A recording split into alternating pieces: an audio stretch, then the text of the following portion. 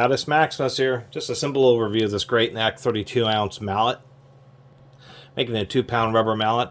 Real basic, hardwood hammer. It is Chinese made. They do offer a lifetime warranty. I don't know exactly what that entails with rubber hammer, but maybe if it's, the head flies off the handle, the nails, it is just pegged with a couple nails, like most cheap rubber hammers.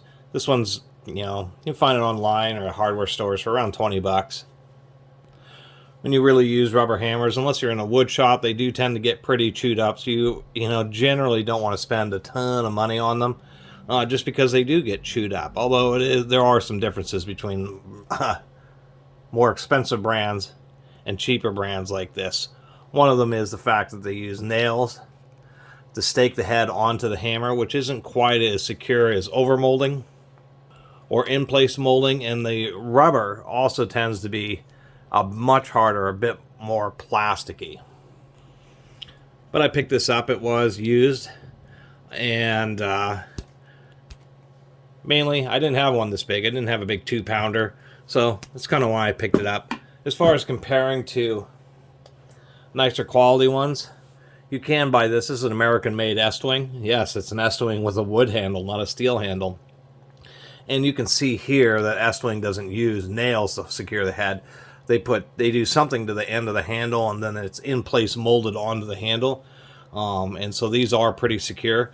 Another thing is if I press my fingernail in there, maybe it's a little bit hard to see, but the rubber is just a little bit lower durometer, just a little bit softer, feels just a little bit higher quality on this Estwing than it does on the cheaper Great Neck. And just most rubber hammers are like this. They just have just a real hard plasticky rubber, and only really the more expensive ones actually have something that's kind of a little bit more squishy and bouncy like actual rubber. It's the easiest way to say it, and so that's why I'm comparing against the Estwing. And so you kind of have to make your own decision. That of course this Estwing's like 20 bucks or 25 bucks for one that weighs half as much, but is much higher quality. For the same price you can get one that weighs twice as much. And of course you have to make a decision. You may be in a situation where you kind of actually want a harder rubber hammer rather than something that's a little softer and more bouncy. And back to how they do tend to get beat up, is you may not want to buy an expensive one if you know you're just going to end up chewing it up anyway. Other than that,